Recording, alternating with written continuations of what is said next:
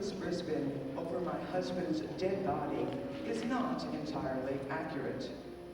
Edward, it should be noted, was still twitching upon the floor. I'm Lady Julia Gray. These are the opening lines from my biographical Murder Mysteries by Deanna Rayborn. Nicholas changed my life in a lot of ways. Do you know, I never even set foot in the servants' quarters in my own home until he asked me to search them for clues. This year, I asked the models to portray Victorian literary characters from either the 19th or the 20th century. I'm sure you'll enjoy meeting these characters as much as we enjoy bringing them to you. The second portion of our show features 100 years of Victorian mourning. If there's any single gentleman out there in the audience, be warned.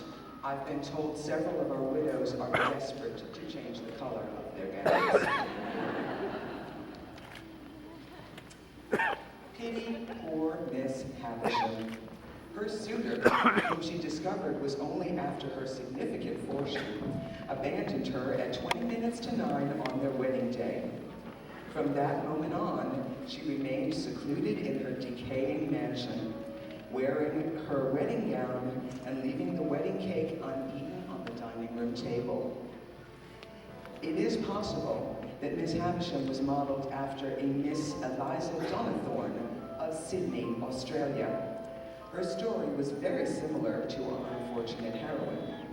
Dickens had many friends who had settled in Australia and who sent him letters with curious stories collected for his amusement.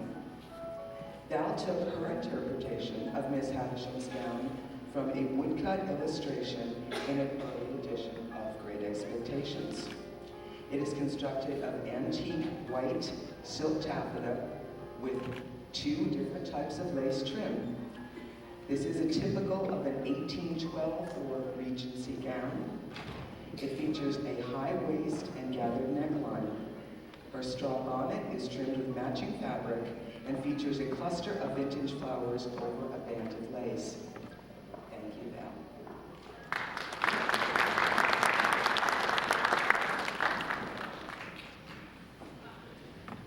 Regency fashions, so called because they fall in the period of the Regency of George IV, who preceded Queen Victoria.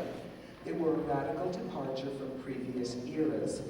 Gone, for a time, were the tightly corseted bodices and heavy, full skirts.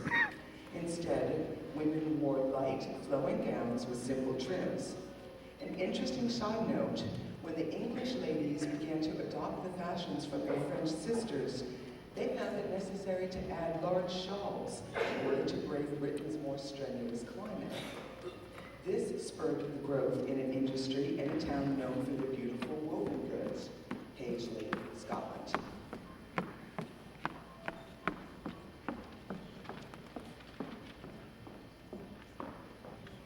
The first known published reference to the Queen of Hearts occurred in 1782.